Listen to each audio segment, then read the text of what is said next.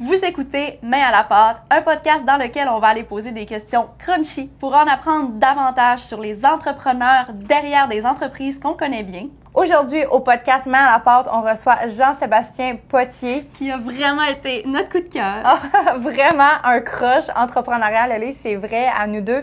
Et on va parler avec Jean-Sébastien qui a cofondé un outil que tout le monde utilise au Québec, mais aussi dans plusieurs autres régions ailleurs dans le monde. C'est vraiment impressionnant de voir son parcours et on va également parler de sa résilience face à des enjeux de santé pour se propulser vers l'avenir.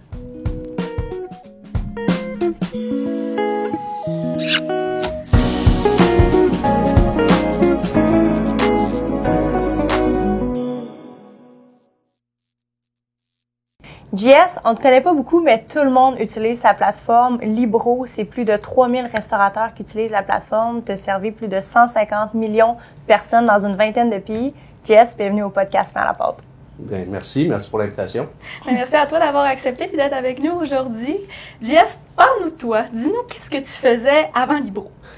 Moi, je viens de l'école Future Shop. Écoute, j'ai été Future Shop qui n'existe plus, qui est rendu Best Buy. Ouais. Donc, tu sais, toute ma jeunesse, j'ai travaillé dans les ventes. J'ai travaillé chez Aldo, j'ai travaillé chez Future Shop, me cherchais un peu, on va dire. Mais qu'est-ce qui a déclenché quelque chose en dedans de moi, c'est vraiment la vente. J'ai réalisé que j'étais un bon vendeur puis que j'aimais ça. Fait que tu as travaillé là-dedans. Ouais. Es-tu allé aux études longtemps ou Je suis allé à l'université, puis c'est là que on a parti la première compagnie. J'étais un bac multi. Mais encore là, tu sais, un bac multi, c'est rien de concret. Tu n'étudies pas pour être médecin ou pour être psychologue. Tu sais pas trop dans quoi tu vas aller, mais tu apprends des belles notions, tu apprends des choses qui tournent autour de la vente, finalement. Fait que j'ai fini 2 certificats, mais je suis parti de la business, puis vous savez comment que c'est. J'ai décidé de prendre le chemin de l'école de la vie. Beaucoup plus passionnant parfois, justement, quand on se lance en affaires. Puis là, tu parles de vente, Future Shop, Aldo, tout ça. Pourquoi la restauration? La restauration, honnêtement, j'ai toujours aimé ça. J'ai toujours aimé les restaurateurs. T'as-tu travaillé un peu là-dedans? L'ambiance, j'ai travaillé écoute, c'est trop jeune, je pense. Non, j'ai travaillé au Palladium dans le temps. J'ai travaillé au Saint-Hubert, fait que c'est là que j'ai connu la famille Martin. J'ai été proche des gens chez Rascal aussi, de la famille. Fait que tout ça a fait que j'avais des contacts de restauration, puis je me suis dit, quand on a eu l'idée, d'ailleurs, je peux vous dire de où l'idée est venue, c'est qu'on était à Montréal, ça n'a vraiment pas rapport, on était à Montréal, puis on s'en va dans un restaurant, je pense que c'était l'Académie, puis le restaurateur, il vient nous voir, puis il dit comment vous avez trouvé mon restaurant? Puis là, les personnes avec moi disent, c'est sur Resto Montréal, on était sur... Il dit, ça c'est bon, ça m'amène des centaines de milliers de personnes. Il dit, les petits gars, ils sont riches, puis tu sais, bon, quand t'es jeune, t'es comme, tu sais, ça a allumé quelque chose. Puis... ça, c'était juste à Montréal? C'est juste une plateforme pour les restos de Montréal? Oui, c'est une plateforme pour chercher des restaurants. Puis, bref, c'est ça. Moi, ça m'a allumé parce que quand je suis revenu à Québec, j'avais mon voisin et ami Carl. On était associés. On était encore associés dans Libro. Puis j'ai racheté sa partie dans Resto Québec parce qu'il voulait passer à autre chose. Puis on s'entendait bien. Fait que ça s'est fait à la même entreprise, un peu comme avec ton père. Fait que, bref, j'ai racheté Carl. Puis c'est ça. Je suis en train de chercher mes mots, mais... Non, mais t'as-tu toujours voulu être en affaires comme ça? Est-ce que tu viens d'une famille d'entrepreneurs? Non, pas du tout. C'est ça. Moi, j'ai des parents qui ont toujours été comme la santé. Donc, mon père est physiothérapeute, ma mère est infirmière, mon grand-père était psychiatre. Fait que je viens d'une famille, mon frère est neuropsychologue. Fait que je suis un peu le mouton noir de la famille. Je suis lui qui a pris un chemin complètement différent et insécurisant pour mes parents parce que mes parents me voyaient prendre ce chemin-là. Puis t'es comme, OK, tu t'en vas, tu pars en affaires. Tu sais, le guide de restaurant, quand on est revenu à Québec, justement, c'est ça que j'allais dire avec Carl, tu sais, on s'est mis à parler de ça, puis j'avais juste ça en tête, tu sais. T'es dans tes cours, puis t'es comme, tu sais, puis là, ça roule. Ta tête est ailleurs. Puis comment c'est arrivé, tout ça, c'est, on a appelé, il s'appelle Guy Michon, Il y a Vortex Solutions à Montréal, puis c'est une grosse firme ils ont fait les packs dans le temps et tout ça. Puis Guy Michon me rappelle dans un cours d'université, puis je le prends, tu sais, je sors, puis je le prends, puis il dit « ça m'intéresse, tu sais, j'aime ton style. » Tu l'avais écrit, puis... Ouais, j'ai écrit puis comme ça, puis il m'a rappelé, puis il dit « tu me fais penser à moi quand j'étais petit, nanana ». Fait qu'on a embarqué ensemble dans cette aventure-là, ils nous ont fait un site web.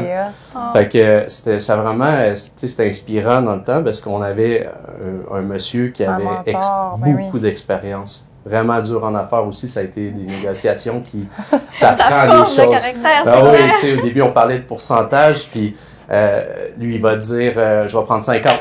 Puis nous, on a envie de dire oui, tu sais, parce qu'on on commence, on n'a rien, on n'a pas. C'était ce monsieur-là qui est là. Ouais, puis là, nous, on a dit non. On veut pas, on donne ça. Puis il était parti à rire ce fois-là au téléphone. Puis nous, on était stressés. Puis il dit, on n'accepte jamais la première offre. First rule. Fait que, on nous a testé. Puis tu sais, c'est ça fait partie de l'expérience. C'est le fun. Puis comment ça a migré de Resto Québec à créer Libro, qui est complètement différent, mais quand même dans le même domaine de réservation de restauration en ligne. Comment vous avez parti ça? Puis c'était en quelle année? Oui, c'était en 2014. Qu'est-ce qui est arrivé? C'est que, l'idée est venue des gars de Resto Montréal. Nous, on a parti ce qui s'appelle tonresto.ca. Puis un petit peu après, mais qu'est-ce qui est arrivé? C'est que, un peu comme, OK, t'as une blonde, mais elle parle avec plusieurs gars, tu sais, puis bref, notre blonde s'appelait Bookenda, on va dire. C'était un partenaire d'affaires qui était de la réservation en ligne. Puis qu'est-ce qui arrive, c'est que quand tu mets un bouton sur des guides de restaurants, je m'en vais, je cherche un restaurant, nous on a le trafic sur Google, les gens arrivent sur le site, puis ils réservent avec Bookenda. Bookenda ramenait les gens, « Hey, t'aimes ça les restaurants? Viens voir, nous aussi, on a une plateforme de restaurants pour que tu puisses chercher. » Fait qu'il devenait un peu notre compétiteur et il ramenait notre trafic. Puis on n'était pas capable. Qu'est-ce qu'un restaurateur veut aujourd'hui? C'est le cas de quantifier. Donc c'est pour ça que les médias traditionnels, c'est un petit peu plus difficile parce que tu as des gens qui t'ont entendu, mais qui est vraiment venu chez vous? Avec Resto Québec, ton resto.ca, les gens arrivent, puis c'est combien de clics, combien de réservations. Fait qu'on voulait avoir cette partie-là. Et Bookenda donnait pas les chiffres. Donc, Bookenda... C'est parce qu'ils les gardaient pour eux, puis ils les utilisaient, tu mentionnes? Un peu, tu sais. Ou ils ne récoltaient pas la donnée?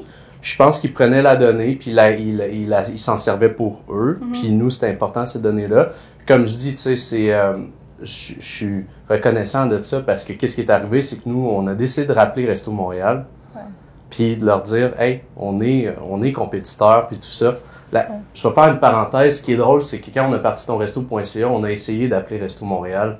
Puis on dit « Ah non, on n'est pas intéressé de Québec, puis tout ça. » Fait qu'on a fait « OK, pas de trouble, on a mis ça de côté. » On a fait avec Vortex, puis on les a rappelés.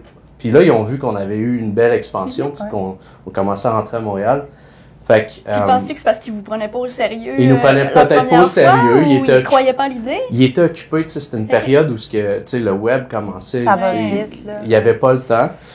Puis quand fait que finalement, je suis allé à Montréal, puis j'ai rencontré Pasquale, mon partenaire et ami, qu'on se parle tous les jours, Pasquale Carnavale, qui est un Italien, Anthony, Michael. Eux autres, ils faisaient ça en famille. Puis les Italiens. Puis ça, c'est Resto Montréal. Resto Montréal. Fait qu'on s'assoit au restaurant, moi puis Pasquale, il est tout habillé en noir, il a l'air sérieux. Finalement, on s'aime, tu sais, quand ça connecte, puis on prend du vin, beaucoup de vin. Tu sais, dans le temps où ça me surprend. Des dîners d'affaires, moi, j'essaie d'éviter maintenant parce que tu dors après, mais quand tu commences en business, t'arrives propre. Dans le temps, on avait des nœuds papillons, écoute, on était ailleurs. Puis, t'as compris, Elise, il se mettait propre pour les Italiens de Montréal, mais pas pour nous. J'ai mis mon petit livre, je me suis dit, je vais le brander un peu. Mais, fait que c'est ça. Fait qu'on a eu bien du fun, on a connecté tout de suite, puis on a décidé, on a réalisé que nous, si on veut protéger nos guides de restaurants, il faut s'allier puis faire Libro. Donc, 2014, on a décidé, on fait Libro. Puis c'était très drôle, tu sais. C'est quelque chose que je parle pas souvent, mais je vais en parler aujourd'hui, tu sais.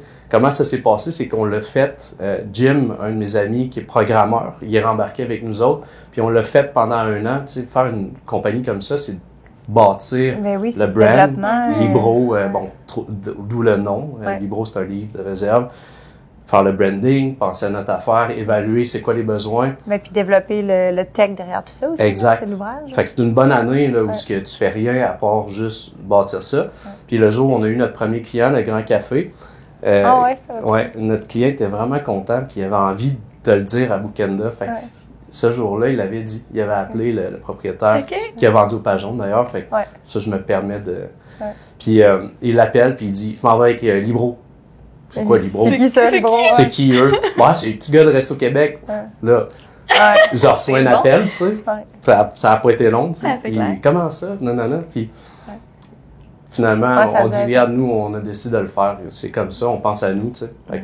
Mais maintenant, au Québec, vous êtes le leader? Ou en tout cas, moi, j'ai l'impression qu'à chaque fois que je réserve un restaurant, c'est via Libro. Oui, ben c'est ça. On a décidé de partir, tu sais. Bon, on est allé avec les gars de Resto Montréal, on avait déjà la base de clients. Fait que, oui, tout le monde a converti. Ça s'est fait sur plusieurs années. Mais on est fiers de dire... Parce que ça a été lancé officiellement en 2015, en fond, de ce que je comprends. Oui, mais tu sais, on a vraiment commencé à faire des revenus puis à être une compagnie un peu plus sérieuse, on va dire en 2018, 2017-2018, où est-ce qu'on a commencé à avoir des Saint-Hubert, des restaurants plus connus, l'Atelier, tout ça. Le Bello, Yannick Parent qui nous a aidé énormément, mais tu sais, lui, ça y a pris tout son petit change, toute sa patience, tu sais, quand tu testes un outil. Lui, c'était ton testeur? C'était un testeur en même temps. Puis, tu sais, on avait Fabio aussi qui testait la plateforme pour nous de l'atelier. Fait qu'on avait besoin d'eux, mais eux, ils partent d'une plateforme qui marche bien, puis là, ils veulent nous... Fait c'est clair. Ils ont des irritants, c'est clair, là, au début, ça doit bugger. Ben, vous savez, dans le fond, que tu sais, à la fin, quand tu es à 100$ de différence, mais que ça te prend... beaucoup de temps et d'énergie, c'est plus une question de prix. C'est ça. Donc, on est reconnaissant des restaurateurs qui ont décidé d'embarquer avec vous. Ouais. C'est à quel moment que tu t'es rendu compte que ça allait marcher, Libro, puis qu'il y avait vraiment un potentiel pour cette idée-là qui existait déjà, mais qui partait de rien? Je pense que c'est quand Bouquenda a été vendu au Pajon. C'était en quelle année, ça? C'était pendant quand on s'est comme séparés du partenariat. C'est là que ça a été racheté. Fait que ça a été un bon move parce que Pajon était directement compétiteur avec, dans le temps, Resto Québec, Resto Montréal. Fait qu'ils se sont renforcés. C'est fou comment ça a évolué, hein? Ouais, moi, je me rappelle quand j'ai commencé à travailler au bureau, on prenait nos abonnements Pajon, puis on était dans le papier, puis dans le web. Puis là, le jour que j'ai dit à mon père, je pense que le papier, on peut le laisser tomber. T'es là, non, il y a des vieux qui prennent ça, faut pas les laisser. Mais, puis tu sais, c'est fou maintenant, là, tu vas toucher Pajon des fois pour... Des fois, quand je recherche quelque chose, c'est le premier lien, mais pour vrai... C'est rare, là, que ça a eu un gros switch. Tu sais, on a lancé ça en 2015, puis à partir de 2018, vous avez quand même développé, travaillé fort, aller chercher des clients pour que ça soit rentable, là. C'est fou, puis votre image est forte aussi, là, tu sais, tout le monde sait c'est quoi Libro, là. Oui, ça a été, tu sais, ça s'est pas fait de... Je pense que, tu sais, ce qui est le fun de Libro, c'est que les gens, versus Resto Québec, qui est une autre de mes compagnies, mais les gens n'ont pas le choix de passer par là, parce qu'ils réservent, ils le voient. Fait que c'est sûr que la reconnaissance, on est allé dans le Maine l'autre fois, puis on a rencontré des gens, puis on a des restaurants là-bas, puis les gens, Libro, ben oui, Libro. C'est impressionnant de voir comme à quel point le monde connaît ça. Fait que, on est assez fiers de... C'est hot, félicitations. Puis c'est quoi les plus grands défis quand vous avez lancé Libro, qui est un peu comme de la tech, si on peut dire? Tu sais, c'est vraiment de la technologie. C'était-tu d'aller chercher le financement, trouver des programmeurs? Là, tu disais, on avait un ami. Oui, tout est un défi. Parce que là, pendant un an, tu ne fais pas de revenus, mais tu développes, tu as des dépenses. Est-ce que Resto Québec, tu es capable de financer? On a été chanceux là-dessus, dans le sens où le premier salaire qui a été payé, c'est vraiment le programmeur, notre partner Jim. C'est tout lui qui a monté Libro? Lui, c'est vraiment un one-man pendant longtemps, ça a été le seul programmeur. Fait que, quand tu sortais de chez eux, il fallait qu'il y ait un casque. Puis, non, c'est pas vrai. Non, mais tu sais, parce que tu veux pas qu'il se fasse frapper. C'est ça, faut le protéger, la business model. Les papiers bulles. Oui, ça reposait sur les épaules à Jim. Fait que, tu sais, c'était vraiment important que, je veux dire, il faut que... Mais Jim a tellement été bon, puis, tu sais, il a monté, c'est un génie, tu sais, à la fin, il a réussi à bâtir une plateforme. C'est une plateforme qui est complexe, parce que tu as tellement de parties, tu sais, le back-end, ce que tu vois, le restaurateur, vous, ce que vous voyez quand vous réservez, c'est juste la partie je réserve en ligne, mais en arrière, c'est un système pour le restaurateur. Fait que les défis, oui, on avait les compagnies Resto Québec, Resto Montréal qui payaient pour nos salaires, puis les dépenses, fait que ça aidait. Mais même à ça, tu sais, avant de réussir à avoir un salaire pour payer un support, pour payer quelqu'un qui va faire des formations, tu fais tout quand même. Parce que c'est des abonnements mensuels, donc ça prend 1000 clients avant d'amener de l'argent. Les restaurateurs payent mensuellement? Je pensais que c'était peut-être un prorata au nombre de clics s'il y a tant de personnes qui ont réservé des braquettes, non? Nous, on a décidé d'y aller vraiment comme à l'inverse des compagnies comme OpenTable qui existent aux États-Unis, des compagnies, hotels.com, on s'entend, les hôtels connaissent ça, ça marche avec des cotes. Mais on est allé vraiment avec un différent modèle, fait que c'était pas des frais à la réservation. OK. Dans le fond, nous autres, c'est vraiment un montant mensuel fixe. Il y a 3 forfaits. Puis, fait qu'avant de réussir à faire d'argent, mais c'est ça le problème, c'est que tu dois avoir beaucoup de clients. Fait que finalement, le samedi soir, puis c'est jamais le lundi que ça brise. C'est le samedi, à la fête des mères, en petite boule dans notre sous-sol à répondre au téléphone. Puis tu sais, puis Jim aussi, qui est comme... qui lui doit régler les problèmes, il doit être tout là. S'il est en train de prendre un petit coup, il peut pas, là. Lui, c'est le lundi qu'il peut se permettre ça. Exactement, ça ne brise jamais le lundi. Fait que c'est tout ça les défis qu'on a eu de faire sans financement, de s'autofinancer finalement. C'est que les ressources sont limitées, puis c'est exactement. Tout fait que tu fais tout, tu essaies de le faire du mieux que tu peux. Puis là, c'était pas votre première compagnie. Fait clairement, justement, Resto Québec devait vous tirer du jus. Comment vous avez fait pour vous libérer, pour mettre le temps que Libro avait besoin pour être développé? Nos compagnies étaient matures. Resto Québec, Resto Montréal était mature. Ça roule un peu tout seul. On avait des gens qui travaillaient pour ça. C'est le fun, un genre d'entreprise. Vraiment. On n'a pas choisi la bonne branche. Oui, somme toute, moi, j'allais dans les restaurants pour vendre du Resto Québec déjà. Mes partenaires à Montréal aussi. Fait que on rentrait un produit de plus avec les mêmes clients, avec un besoin différent. Tu avais déjà tes contacts, fait que ça se faisait quand même de manière... fait que je travaillais dans les deux finalement, puis ça nous a aidé pendant longtemps.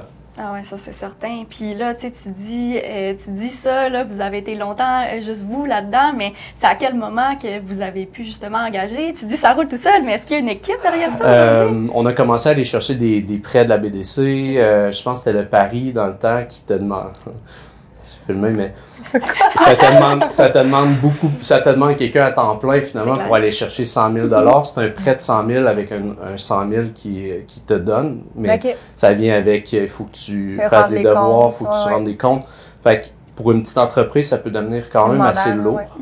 Fait que c'est ça. On a commencé, mettons, on va dire en 2019, là, on était allé chercher des joueurs sérieux, des Batito qui nous ont tellement aidés, tu sais. Travailler avec Batito, c'est des milliers de personnes, le premier du mois à 11h qui essaient de réserver en même temps. Faut que ça marche. Puis ça se boucle tout.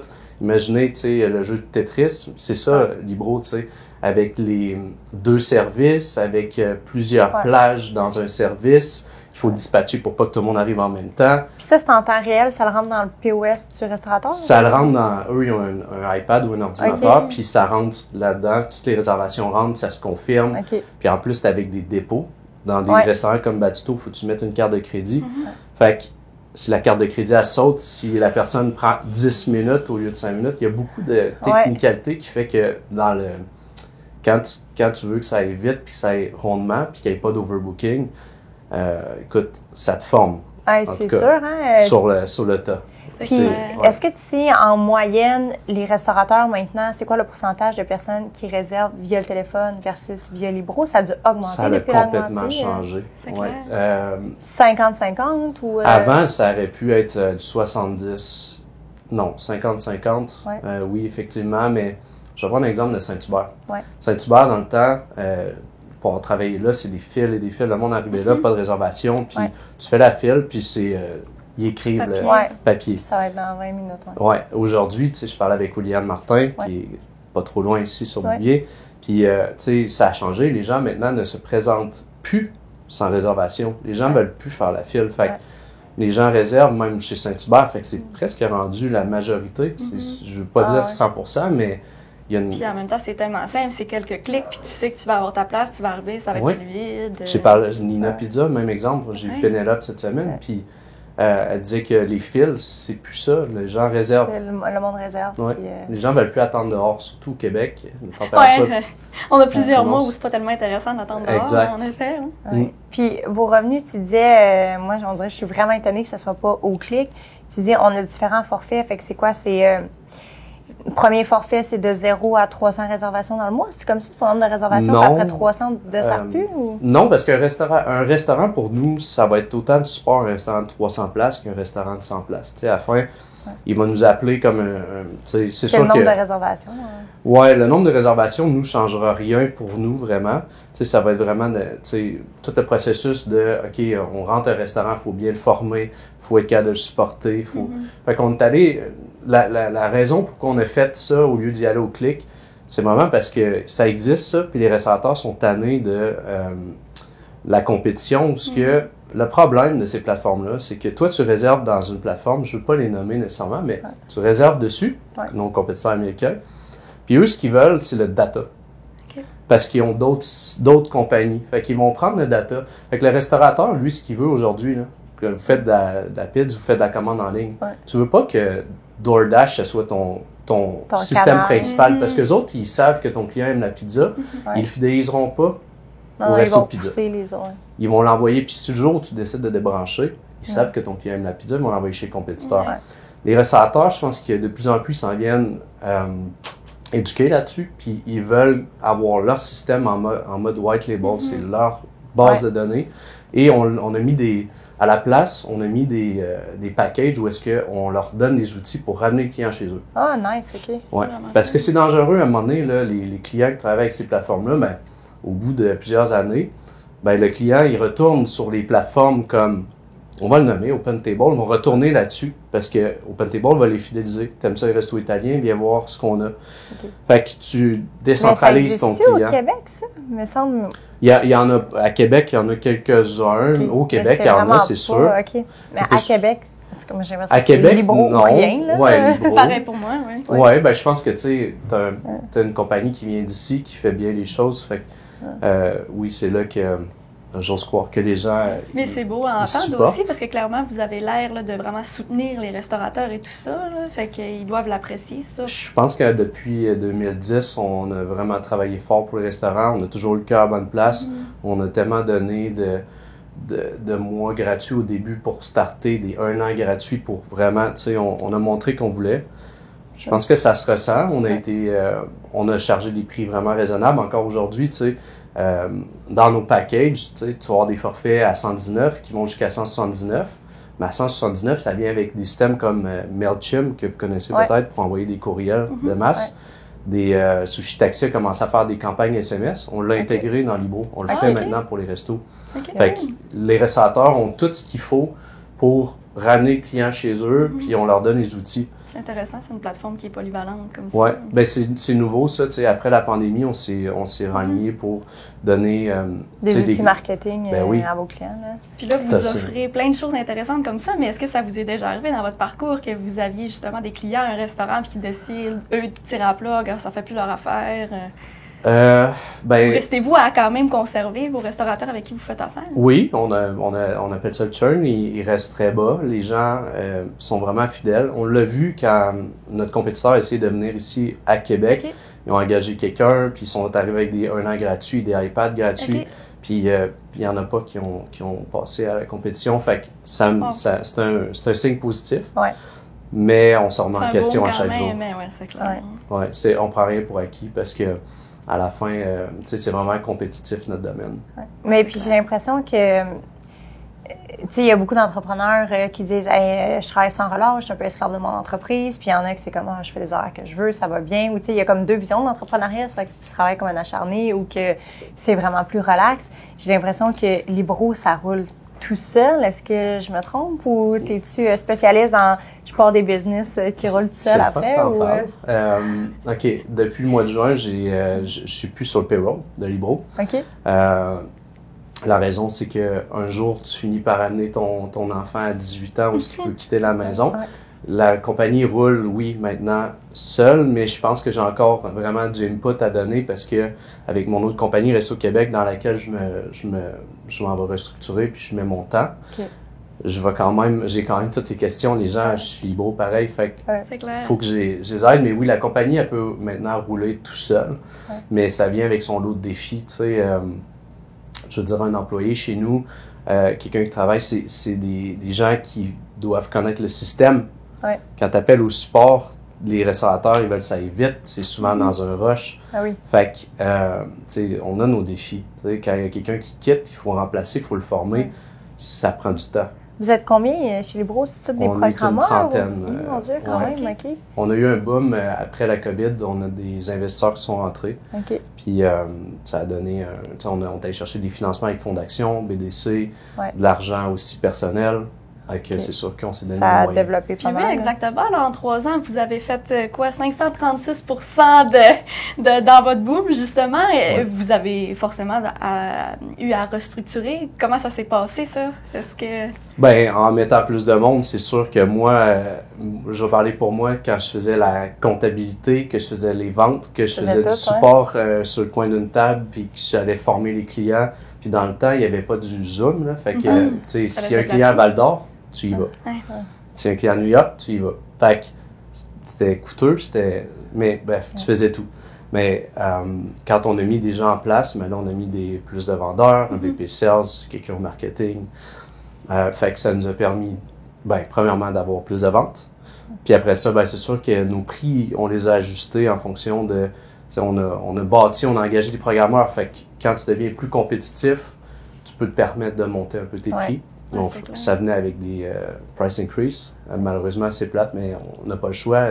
Pour continuer de faire le sport. Avec le monde aujourd'hui gagne plus cher. Le coût de la vie est plus cher. Mais c'est quoi ton pourcentage, mettons, sales versus des programmeurs? T'as-tu encore des programmeurs ou c'est comme tout monté? Oui, maintenant, on en a à peu près 6. Ça faudrait des gros salaires quand même, là? Oui, c'est des gros salaires, c'est ça, exactement. Mais chez nous, c'est ça, tu sais, ça reste que même quelqu'un au support, c'est quelqu'un de très technique. Fait que, tu sais, on a du monde qualifié dans l'équipe. Fait que tous les salaires, c'est des bons salaires chez Libro. C'est clair. Fait que la masse, oui, c'est, je pense, un bon 2,5 millions, là, juste en salaire. Pour une trentaine de... les gens doivent être bien chez vous, c'est certain. Ils sont bien, mais c'est sûr qu'on... Ça transparaît aussi dans le service à la clientèle que vous allez offrir à vos restaurateurs. Oui, on travaille avec du monde qui sont vraiment performants, les investisseurs qui sont entrés, donc c'est sûr qu'on s'attend à ça tout le monde, mais en même temps, on a une belle ambiance de travail.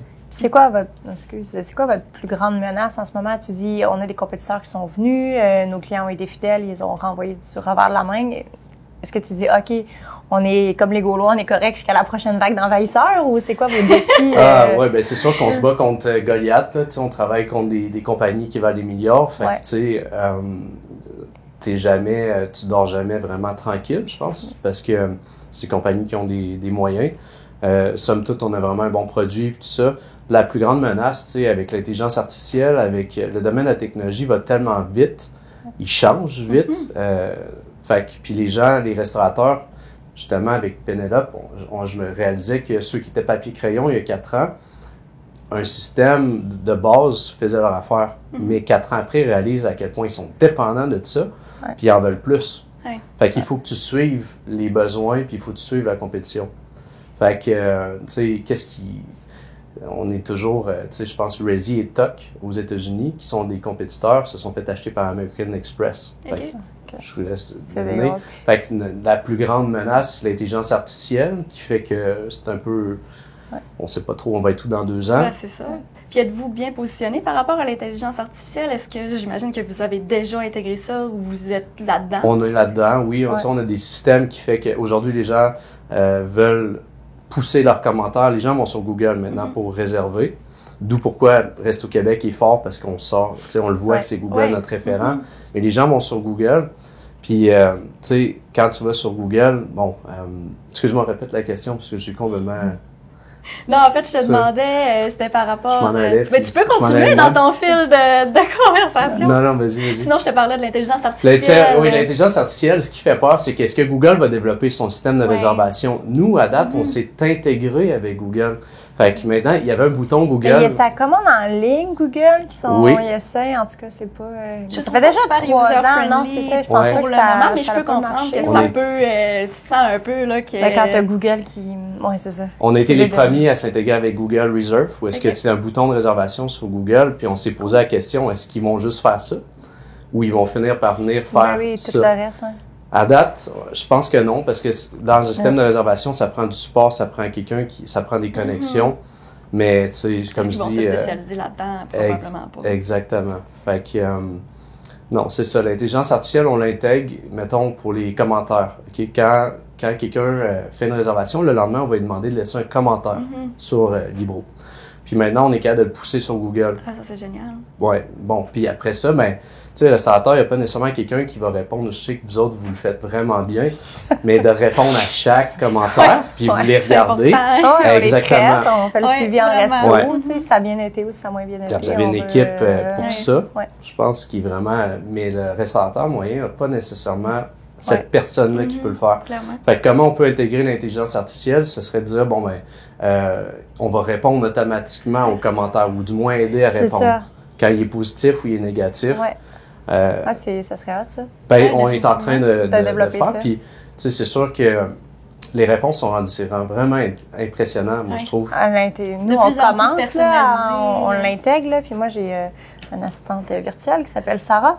Puis Sarah, tu sais, j'ai donné une base de données, puis j'ai dit, voici mon style. Fait que là, Sarah, maintenant, plus ta fille, plus elle te ressemble, là. Moi, je suis comme parfait. Oui, au bureau, on en parle de plus en plus, parce que, tu sais, on n'est pas dans un domaine nécessairement où, tu sais, vous, c'est comme... C'est 1 + 1 égale 2, tu sais, ça fait vraiment du sens que vous en ayez de plus en plus, mais nous, dans la restauration, dans ce qu'on fait, en tout cas, c'est où est-ce qu'on le place, comment est-ce qu'on l'optimise, puis tu sais, on ne veut pas non plus tomber en arrière, parce qu'aujourd'hui, si tu n'utilises pas l'intelligence artificielle, à un moment donné, tu vas te faire rattraper, c'est clair. Exact. Puis dans les dernières années, on a beaucoup entendu parler dans les médias des no-shows dans les restaurants. Est-ce que vous, ça vous impacte d'une certaine manière? Ou comment toi, as-tu un input à dire ou c'est plus comme le problème des restos? Puis... Non, ça impacte, c'est sûr.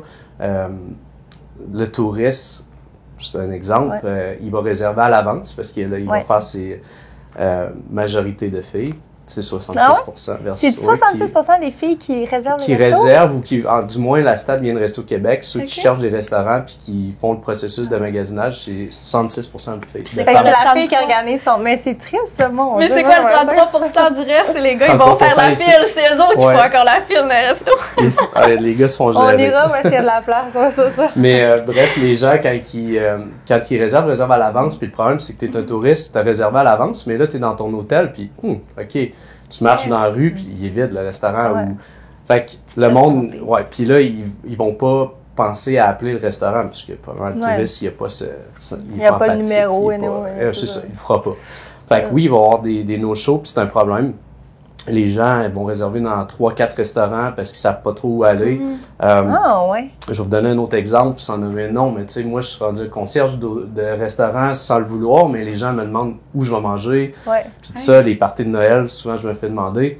Puis j'ai quelqu'un qui m'avait écrit, qui m'avait dit « Hey, je veux réserver pour ma gang, pour ma fête, tout ça. » J'ai dit « Parfait, pas de problème. » Puis tu sais, mais elle dit « Là, le problème, c'est qu'il faut que je mette 400$ sur ma carte de crédit, mais je ne sais même pas qui va être là. » Je suis comme « Ah. » c'est pour ça que pour toi, c'est des gens comme ça. On va prendre la carte de crédit parce que l'organisateur du groupe, il doit s'assurer qu'il va être 20, pas 10. Parce que ce 10-là, pendant le temps des fêtes, il pourrait le booker dans un bâtito. Il s'est réservé 30 jours d'avance. Si quelqu'un ne se présente pas, il va perdre cette table-là. Il n'y a pas personne qui y va parce que c'est tout le temps booké. Ils savent, Les gens ne se présentent pas sur place. Mais tu dis que la majorité des no-shows, c'est des touristes? Non, je dirais, je pense que la mentalité tranquillement va changer, mais la seule chose qui va faire qu'on va être capable de contrer ça, c'est des petites choses comme envoyer des textos la veille de la réservation, demander une confirmation. On a des systèmes pour parler avec les restaurateurs, fait que des fois les gens sont gênés ou ils veulent pas appeler. La nouvelle génération n'appelle pas.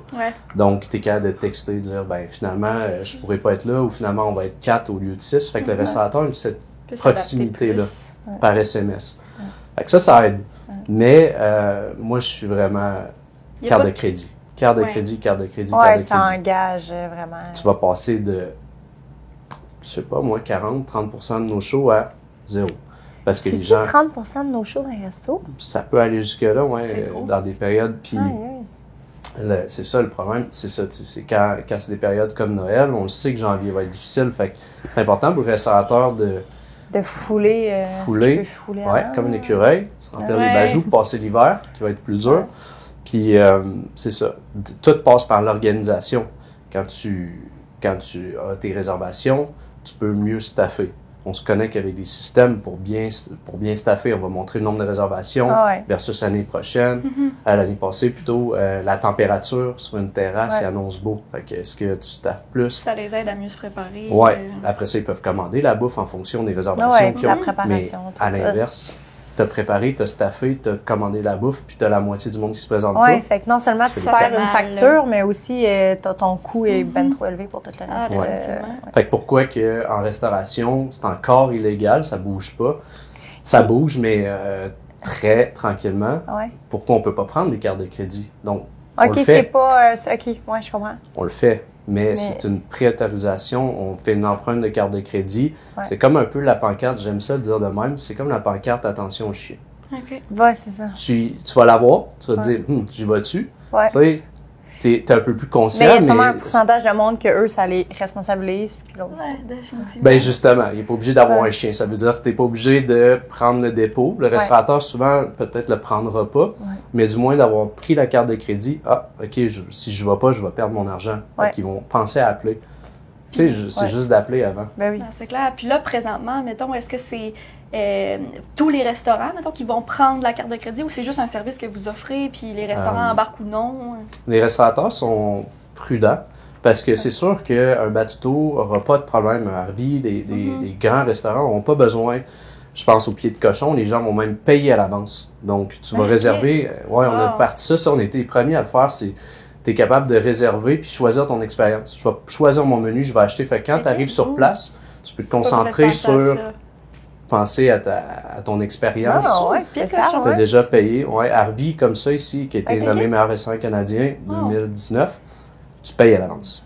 Puis après ça, quand tu t'en vas sur place, tu choisis ton alcool, ce que tu as payé pour la bouffe, il est loin. C'est ça. Tu veux dépenser. C'est déjà une dépense qui a été faite. Exact. Fait que les cartes de crédit, tu sais, les restaurateurs vont le faire, mais c'est les bons, pas les bons, parce qu'on a tellement de bons restaurants, mais ça va être les restaurants qui ont une notoriété, qui sont full. Oui, qui peuvent se le permettre. Exact. Sinon, ils vont avoir peur que ça refroidisse les gens qui réservent pas. C'est sûr que ça va le faire. Si tu demandes une carte de crédit chez Saint-Hubert, puis j'adore Saint-Hubert, sur mon cœur, mais tu sais, ça va freiner des gens qui veulent pas mettre leur carte de crédit. Ça va freiner une certaine clientèle. Fait que c'est du monde qui sont pas sûrs de je vais finir à 7h ou à 8h. C'est ça, puis ils vont peut-être réserver plus tard ou pas réserver du tout. C'est ça. Ben, ça se peut qu'ils aillent dans un autre restaurant parce que ça demande la carte. Il y en a qui vont essayer de le bypasser en appelant, mais la plupart des clients des restaurateurs qui prennent des cartes de crédit vont le prendre au téléphone aussi. On a un système pour encrypter. Avez-vous vu vraiment une différence dans le no-show significative quand vous utilisez la carte de crédit? On a fait des études de cas, puis c'est vraiment 0%. Quand on demande la carte de crédit, les gens, il y en a qui vont quand même pas y aller, puis bon, mais c'est vraiment presque zéro, là. C'est assez fou. Cool. Mais souvent, ils vont demander la carte de crédit pour les groupes. Donc, ils vont dire, pour 6 et plus, on va prendre 20 $ par tête. Mais comme tu fais une activité de groupe, oui, c'est ça aussi. Ça quand même, ça fait partie de la culture des gens. C'est les pires, les groupes. Parce que les groupes, justement, c'est toujours une question d'organisation. Ils vont arriver 10 de moins que ce qui était inscrit sur la réserve. La responsabilité est vraiment sur l'organisateur. Tu sais, si toi, t'es l'ami qui est plus loin de ça, qui s'est pas chargé de réserver tout ça, peut-être que tu te sens moins sensibilisé à J'ai 40 ans là, dans les prochains mois, puis c'est moi, finalement, qui est l'organisateur. Fait que tu fais de ça que je suis tête. Là, vous allez venir, vous n'avez pas le choix. Mais moi, comme organisateur, je demande, on a demandé un petit dépôt, juste pour être sûr que... Mais là, toi, t'es très sensibilisé aussi, c'est ton industrie, tu sais quel effet ça peut avoir sur le restaurateur. Surtout, c'est des amis chez qui on va, fait que je voudrais pas justement avoir leur... oui, c'est clair. En 2020, Jess, vous avez dit que vous étiez prêt à entrer aux États-Unis. Est-ce que, vous avez commencé à intégrer le marché des États-Unis? Notre premier client aux États-Unis, c'était en 2019, si je ne me trompe pas. C'était à New Jersey. OK. Vous avez skippé Vermont. Plusieurs états. On a skippé, New York, on avait un bon partenaire là-bas qui est une personne qui vient de la République dominicaine, Cisco. Puis il connaît toute la communauté hispanique dans ce coin-là. Fait qu'on a commencé à rentrer plein de restos. Un de ceux qui a été vraiment un coup de circuit, c'est le Zona de Cuba, qui était avec Open Table. Chargeait, je pense que ça lui coûtait 3 000 $ par mois. Fait que quand on est arrivé avec notre 150 $, puis tout ça, puis une bonne solution, puis beaucoup de points qu'il aimait, comme les SMS, les communications SMS, la prise de dépôt qu'on faisait avant tout le monde. Lui, c'est vraiment sur un rooftop dans le Bronx. C'est vraiment impressionnant pour un petit gars de Québec de rentrer. Tu sais, j'arrivais là-bas, puis c'est très multiculturel. T'es à New York. Et dans le Bronx, ça devient, c'est rendu une place qui est cool. OK, parce qu'avant, je pense que c'était dangereux. Ben, c'est encore un peu. Tu te promènes dans certaines rues, puis il y avait un bateau dans le milieu de la rue. Tu sais pas pourquoi, il y a des autos sur des blocs. C'est encore ça. Mais c'est impressionnant, tu arrives là, c'est un ascenseur qui monte, puis c'est un restaurant cubain. Puis le gars connaît Jay-Z, tu sais, c'est une place populaire. Les gens vont là, puis t'as des bands, t'as une vieille Cadillac, tu sais, puis c'est rooftop, fait que tu sors dehors, c'est des palmiers. Puis, tu sais, ça faisait, écoute, du 1000 personnes par soir, c'est incroyable. Moi, je voyais réservation. Fait que c'est sûr que, on était avec ça. Ça te permet de rentrer dans d'autres restos parce que les gens connaissaient Zona de Cuba. Puis comment tu as connu ce partenaire-là qui vous a aidé à développer aux États-Unis? De par des partenaires je pense que vous travaillez avec Velos, Maître D, puis Facto, ici, ou en tout cas. Non, mais on les connaît. Mais vous les connaissez, mais c'était des partenaires, des partenaires de P-Facto, fait que des bonnes relations entre les partenaires. Ben, en fait, tu as mentionné avoir fait plusieurs sacrifices. Qu'est-ce qui a été, selon toi, le plus difficile ou peut-être quelque chose que tu ferais différemment? Que je ferais différemment? Ben, OK. Moi, j'ai appris récemment que, dans le fond, la vie a fait bien les choses. Puis que pourquoi tu es rendu aujourd'hui, c'est parce que tu as fait des erreurs, parce que tu as eu des défis, parce que tu as rencontré des embûches. Fait que je changerais rien parce que je trouve que je suis rendu comme un meilleur humain. On a une belle compagnie, tu sais. Fait qu'en ce moment, mais mettons que je pouvais, puis qu'on le fait, puis parce que l'expérience que j'ai acquis avec le temps est vraiment importante dans qu'est-ce qui fait de moi un entrepreneur. Quand je faisais la comptabilité, quand le monde nous appelait le samedi soir avec des bugs, tu sais, j'ai appris de ça. C'est clair. C'est vraiment beau parce que pour vrai, si on peut dire qu'il y a une chose qu'on va retenir de la première saison de Mais à la pâte, c'est que c'est quelque chose qui revient tout le temps. Tout le monde a une certaine fierté des erreurs ou des embûches qu'ils ont rencontrées, puis que ça fait partie d'aujourd'hui de leur succès. Là. Ça forge le caractère, vraiment. Mais si je pouvais vraiment revenir en arrière, j'aurais envie de dire que qu'est-ce qui nous a propulsé, c'est d'aller chercher de l'argent, de la vraie argent. On parle pas de 100 000, du pari qui demande. On cherche avec un partenaire comme Fondation, qui est avec BDC, qui ont été chercher, je pense, 2,5 millions. Ça l'a aidé, ça a propulsé la compagnie, puis ça a fait en sorte qu'on a pu déléguer, tu sais, puis se concentrer dans plein de choses. Une autre chose par rapport au focus, ce serait de dire, entre 2014 puis 2019, on a parti une couple d'affaires, des trucs dans la rénovation, des guides de rénovation. On avait parti dans le temps ce qui était U8, qui s'appelait Resto & Go. On a vendu avant. C'est toi qui as parti ça? Bon, on a eu l'idée, on a rencontré des gens, mais tu sais, en cours de route, nous autres, on avait Libro, puis eux, ils voulaient focusser sur ce qu'ils ont parti après, qui s'appelait U8. Fait que nous, on s'est juste entendu, on a vendu nos participations pour se concentrer dans Libro. Fait que oui, à la base, on était dans cette aventure-là, qui s'appelait Resto & Go. Mais tu sais, c'est vraiment le focus. Le problème, c'est que quand tu essaies de faire plein de choses, tu ne focuses pas, puis tu mets pas ton temps à la bonne place. Fait que plus c'est allé, puis plus on a décidé de se concentrer probablement en restauration où est-ce qu'on était bon, puis après ça, de se concentrer dans une compagnie pour être les meilleurs dans ce qu'on fait. On aurait pu faire de la réservation pour les coiffeurs, de la réservation pour les allées de bowling, puis se disperser, mais on n'aurait jamais été les meilleurs en restauration. Fait que je pense que si j'avais pu skipper les petits projets qu'on a fait à gauche puis à droite, puis vraiment juste faire du libro, probablement qu'on serait encore plus loin. Aller chercher de l'argent avant, de l'aide avant 2022. Mais c'est plus facile à dire après qu'avant. Ah, c'est clair. Mais ça fait partie des apprentissages aussi. Exactement. T'as-tu un moment dans ta carrière d'entrepreneur que tu as eu des doutes par rapport à l'entreprise, que tu t'es dit, c'est la bonne affaire, on vend-tu, on lâche-tu? Récemment, tu sais, on s'est posé la question. Tu sais, comme je pense le groupe Salvatore, vous avez sûrement des offres par-ci par-là, des fois des offres alléchantes. Puis c'est de se dire, bon, mais est-ce est-ce que je suis rendu là comme entrepreneur? Est-ce que j'ai envie d'être sur une plage puis rien faire? Ou, tu sais, puis je pense qu'en ce moment, on n'est tous pas rendus là. On a décidé... Fait que, oui, on s'en remet en question toujours. C'est sûr que ça te fait remettre en question. Ouais. Après ça, quand tu vois l'incertitude dans le monde avec les guerres, puis les ci, puis les ça, ça fait toujours un peu peur pour l'économie.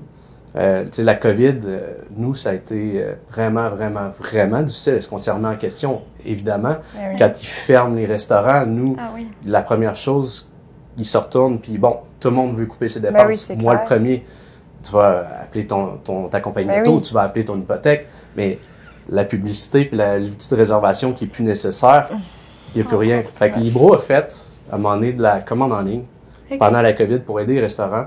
Fait qu'on on a bâti ça sur le site, qu'on a arrêté après. Mais tu sais, on a toujours fait face à des embûches, mais on a trouvé des solutions pour rester en vie. La vie a bien fait les choses. Mais oui, je pense qu'à chaque matin, je me lève depuis 2014 puis je me remets en question, mais je pense que c'est ce qui fait qu'on est encore là. Puis si je peux me permettre, je reviendrai sur les sacrifices. Tu semblais parler de la santé. Est-ce que tu dis que c'est un des sacrifices que tu as eu à faire personnellement? C'est bon que tu en parles. Récemment, j'ai vu que tu faisais du vélo. Puis, tu sais, moi, j'ai découvert la marche, j'ai découvert la boxe. Puis, tu sais, je pense que si j'avais fait ça avant, je m'étais occupé un petit peu plus de ma santé, de faire de l'exercice physique, tout ça, mieux manger. Je me fais des salles. Maintenant, je fais vraiment attention. Et j'ai dû perdre 30 livres. C'est la sagesse qui embarque. Je pense que oui, puis c'est de voir les effets positifs de ça. Les gens, tu sais, tu vas travailler, tu vas prendre ton petit verre de vin pour patcher ton stress, tout ça. Mais la vérité, c'est l'exercice physique, c'est ça qui va faire que tu vas te lever le matin, tu vas être une meilleure personne, tu vas être plus performant. Puis ça, j'aurais voulu l'intégrer avant. T'as-tu un déclic qui t'a dit « OK, je vais commencer à prendre plus soin de ma santé? » ou... Oui, je pense que tu sais, à un moment donné, je pense que c'est quand tu approches la quarantaine, ça doit être... Moi, j'ai 39 ans. Okay. Fait que tu sais, tu te dis, bon, mais là, tu sais, je veux dire, tu le vois que tu commences à être moins en forme, tu supportes moins ton verre de vin que tu as pris la veille. Ah, c'est clair. Puis j'ai commencé à faire ça, puis je pense que c'est pour réduire, tu sais, le stress avec des investisseurs, ça vient avec. Ça vient avec beaucoup, beaucoup, beaucoup de pression, ce qui est parfait parce que ça nous pousse à être les meilleurs. Ouais. Mais il faut que tu sortes, il faut que tu évacues ce stress-là. Fait que juste d'aller dans le bois puis vivre des personnes anxieuses, comme moi, je suis stressé, je suis anxieux, tu vas toujours prévoir. Il faut réussir à se ramener puis à vivre aujourd'hui. Puis c'est vraiment difficile. Aujourd'hui, c'est pas d'être sur son Facebook puis sur Instagram, c'est d'être capable d'être tout seul avec toi-même, prendre une marche, écouter la pluie. Surtout que ton stress de vivre dans le futur t'a probablement énormément servi dans ta carrière. Ça m'a servi, mais en même temps, c'est ça, je réalise qu'on est vraiment plus performant comme ça. Fait que d'intégrer ce genre ces habitudes-là. Puis sinon, tu me demandes d'autres sacrifices. Ben, tu sais, je suis vraiment un papa présent pour mon petit garçon, Wilson, il y a 7 ans. Puis je suis séparé de la maman depuis 3 ans, mais on est des amis, des bons coparents. Amis, c'est toujours drôle, tu sais, ça reste tout le temps ton ex, mais tu sais, on s'entend super bien. J'ai beaucoup de gratitude avec la relation que j'ai.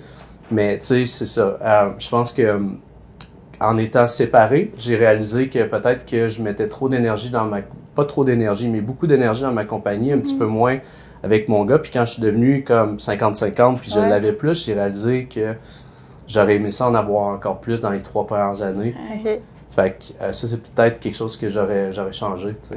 Puis là, maintenant, est-ce que tu arrives à avoir un bon équilibre, vie familiale, vie personnelle? Oui, vraiment. Ouais. Le soir, je me concentre sur mon garçon quand je l'ai. Le jour, c'est le travail. Quoique là, je peux pas. Ça fait 3 mois qu'en ce moment, je m'étais sorti du payroll. Ouais. J'ai pris un peu de temps pour je pense qu'après 10-15 ans de business, ça fait du bien de faire ça. Ouais. De se retrouver tout seul. Mais c'est le fun que tu sois capable de faire ça. C'est clair. Que l'entreprise roule bien, puis que là, tu y penses. Tu mentionnes, tu approches de la quarantaine. Est-ce que tu as un thinking liberté 45? Tu sais, pour toi, la retraite, c'est-tu comme quelque chose que tu envisages jeune ou tu penses que tu seras jamais capable d'arrêter de travailler? Non, je pense que, tu sais, je réalise que tu veux vraiment arrêter de travailler comme entrepreneur puis te dire, OK, je vais prendre du temps, mais après 3 mois, tu es comme, bon. Ouais, c'est ça. Je fais. parce que c'est long une journée. Ouais. C'est long une semaine. Tu peux marcher, mais ça prend des projets. Je suis quelqu'un qui aime ça être dans l'action. Fait que je pense que non, je l'envisage. Je réalise que j'ai besoin de ça, mais je réalise aussi une chose qui est vraiment importante, c'est l'argent. Ma relation avec l'argent. Respecter plus l'argent, la valeur de ça. Être moins axé vers le matériel, plus axé vers la simplicité. Fait que je le vois comme ça, moi, à l'avenir. Ta relation avec l'argent a évolué aussi. Vraiment. Toujours vouloir le gros auto, une plus grosse maison, ça. À un moment donné, c'est de te ramener et de dire, je suis heureux avec ce que j'ai. Je ferais autre chose, je ne serais pas plus heureux. Je vais aller en voyage 10 fois par année si je suis pas heureux ou si je suis pas bien ici, je serais pas. Ça va pas te nourrir. Ça va pas. Je vais l'amener fait que l'anxiété, je vais l'amener en voyage, ou ben du moins ça va être une patch, je vais revenir, ça va être la même chose. Fait que c'est de se concentrer sur ce qu'on a, puis juste mieux respecter l'argent, de l'utiliser de la meilleure façon. Puis tu penses-tu que ce thinking-là aurait pu venir plus tôt dans ton processus? Oui, non. Comme je dis, tu sais, le processus vient avec le fait que j'ai arrêté de travailler, ben tu vois ça descendre, tu sais, au lieu que ça monte, quand tu t'enlèves d'un payroll. Fait que ça te permet de réaliser ces choses-là puis faire crime. Est-ce que je peux aller chez Maxi au lieu d'aller chez IGA puis d'arrêter de payer 4 fois le prix, tu sais? Je vais pas faire de la pub pour Maxi, mais ça reste que tu réalises des petites choses que oui, c'est vrai que mais je pense que ça vient avec un parcours, il faut l'apprendre, tu sais, même si les gens autour de toi te le disent. Puis t'as-tu vraiment besoin de la grosse Mercedes? Mais c'est drôle parce que tu sais, j'ai quand même, j'ai jamais rien manqué dans ma vie. Tu sais, mes parents, mon père a toujours travaillé super fort puis tout ça. Puis les voisins dans mon quartier, tout ça. Moi, quand j'ai déménagé chez mes parents, puis tu sais, j'allais au Maxi, puis le père de mes enfants était comme un beau Maxi. Là, j'étais genre, ben oui, pourquoi on irait pas au Maxi? Puis comme dans mon quartier, tout le monde allait au Maxi, mais tout le monde avait quand même les moyens d'aller au IGA, mais c'était comme pourquoi? Ouais. Ben puis on va au IGA aussi, tu sais, on alterne tout ça, mais tu sais, de se dire, j'ai de l'argent, il faut que je fasse ça. Alors, pourquoi? Qu'est-ce que ça apporte de plus? En tout cas, c'est... Exact. Ça peut être juste une soirée où tu te sens un petit peu lâche, puis tu te dis, je vais commander du DoorDash, moi j'habite au Lac-Beauport. Je pense qu'il n'y a rien en bas de 100 $ qui arrive chez nous maintenant. Salvatore, c'est vrai, je suis content. la bonne pizza, j'aimais ça dans le temps. En tout cas, bref. Puis, mais je peux aller la chercher aussi sur la route, puis payer juste comme la moitié du prix.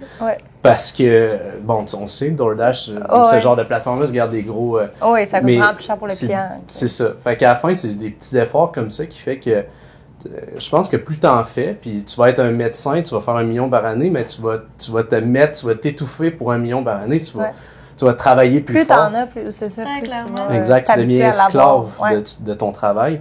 Puis moi, c'est ça que j'essaie de changer, c'est de pouvoir vraiment profiter de la vie, puis elle passe vite. Quand même. On le voit avec des enfants, c'est eux qui nous font réaliser que ils poussent. Fait que c'est d'en profiter, puis c'est ça. Parlant de la jeunesse, c'est quoi un conseil que tu donnerais à des jeunes qui veulent se lancer en affaires en tech un peu? Vieux quand tu dis ça. Ben là, 40 ans, un conseil, ce serait vraiment de bien s'entourer. Je pense que, tu sais, qu'est-ce qui est le plus long puis qui est le plus difficile quand tu pars en une entreprise, c'est l'essai-erreur. Tu sais, c'est de bien t'entourer, aller chercher des conseils.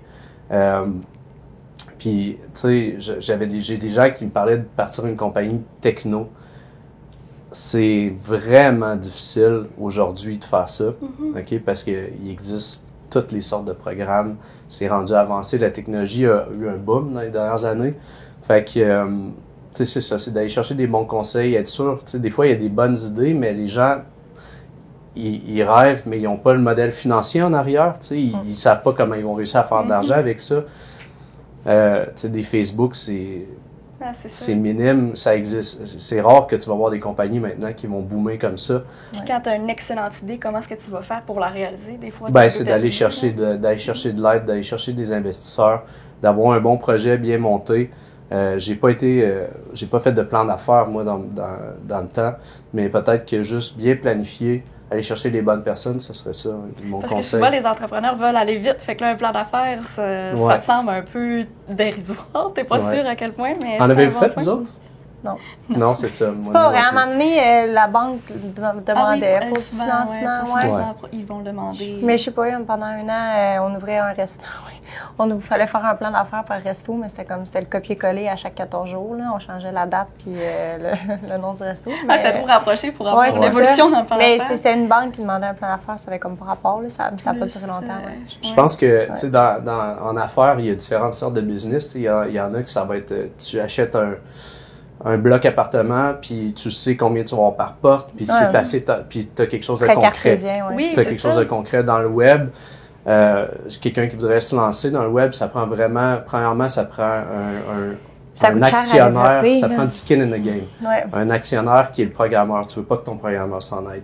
Parce que quand tu vas réussir là-dedans, ça va vraiment être plus une innovation. Il faut que ta vision soit claire. Il faut que ta vision soit claire, puis c'est ça. Ça prend beaucoup d'argent pour être capable de supporter une compagnie techno. Fait que ça serait de s'entourer. C'est vraiment ça le conseil. Puis dernière question pour toi, justement, on parle de conseil. Si on y va un peu plus personnel, est-ce que tu as un conseil que tu te donnerais à toi, à l'université, qui n'a pas fait le 3e certificat finalement? Qu'est-ce que tu lui dirais à ce jeune JS-là? Let's go, vas-y, fais-le. Ah ouais, de pas attendre. C'est bon. C'est la meilleure chose que j'ai faite. Je veux dire, je peux juste te passer rapidement sur le cash. Qu'est-ce qui fait que j'ai parti en business? Là? J'ai eu ce qu'on appelle un Glen Barré. Je ne sais pas si j'ai encore le temps d'en parler. Ben oui, vas-y. J'ai eu un Glen Barré. Glen Barré, c'est un peu... tu connais? C'est extrêmement rare, oui. Okay, c'est très, très rare. Je connais pas, moi. C'est rare que les gens... Non, c'est ça. Ben, moi aussi, ma famille est dans le domaine de la santé. J'ai été chanceux, moi, parce que j'étais en Thaïlande, puis je mangeais comme un Thaïlandais. Ça faisait 3 mois que j'étais là, puis tu fais pas attention. Puis quand je suis revenu, j'ai essayé d'ouvrir un sac de popcorn, puis pas capable de l'ouvrir. Mon père me regardait, j'étais chez mes parents dans ce temps-là à 26 ans, j'étais revenu. Puis, au moins, ça n'a pas débuté à l'étranger. Non, ça a commencé là, puis mon père m'a vu, fait que le lendemain, ça va vite, j'ai essayé de monter les marches, puis j'étais plus capable de sortir de mon lit, puis je m'étais dit c'est une grippe musculaire, Mais mon père est revenu du travail, puis il était comme, mes pieds étaient du jello, fait que j'étais allé à l'hôpital, puis qu'il allait sortir de l'auto, puis finalement... mon père dit, je pense qu'il fait un Guillain-Barré, ce qui est très rare. Oui. Guillain-Barré, c'est un peu comme sclérose en plaques, mais sclérose en plaques, tu l'as à vie, c'est une maladie auto-immune. C'est un épisode. Tandis que ça, si tu te fais vacciner, et tu as toujours tu peux faire un Guillain-Barré, ton système nerveux, ton système immunitaire fait il détecte plus c'est quoi la bactérie, fait qu'il attaque tes nerfs. Et ça, le problème avec ça, c'est que si tu le prends pas assez vite, ça va manger la myéline qui est par-dessus les nerfs, qui fait que tu peux bouger les doigts. Puis si ça va au nerf, là, c'est fini. Un nerf qui est cassé, un nerf qui est... Il n'y a plus rien à faire, tu ne marcheras plus.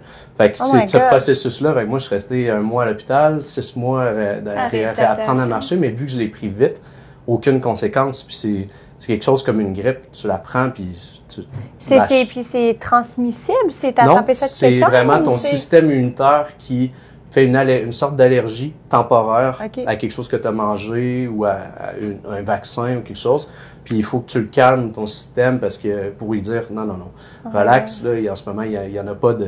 Puis il y en a qui restent pris dans cet état-là comme pour toujours, puis c'est irréversible. Il y en a qui étaient sur respirateur à côté, fait que tu demanderas, ben oui, mais tu demanderas à n'importe qui que le cancer, qui a eu le cancer jeune ou tout ça, ça donne un bon boost pour te dire, ben qu'est-ce que je vais faire de ma vie? Parce que là, tu sais, la vie est fragile. Tu sais, je pensais que j'étais fort. Tu es conscient à 100% de ça? Tu sais, ton mental est zéro affecté par le Guillain-Barré? Ben, ton mental... Non, mais je parle, t'es pas d'un vape, là? Non, t'es 100%, sauf que t'es dans ton... Moi, tu sais, après 3-4 jours, j'étais rendu paralysé, ça monte, puis ça part des doigts, puis après ça monte, puis il y en a qui finissent par plus être capable de respirer. Mais ta tête est là. C'est juste tes muscles ne réagissent plus. Fait que si tu regardes, t'es plus capable de bouger tes doigts, t'es plus capable de bouger tes... Puis quand tu réapprends à marcher, tu sais, ça va jusqu'à quand tu vas aller prendre ta douche, mais tu as besoin de l'aide d'une infirmière. Tu te questionnes, est-ce que ça va être ça ma vie? Oui. Puis quand finalement tu fais des tests avec des chocs électriques, puis ils disent tes nerfs sont corrects, tu vas revenir, OK.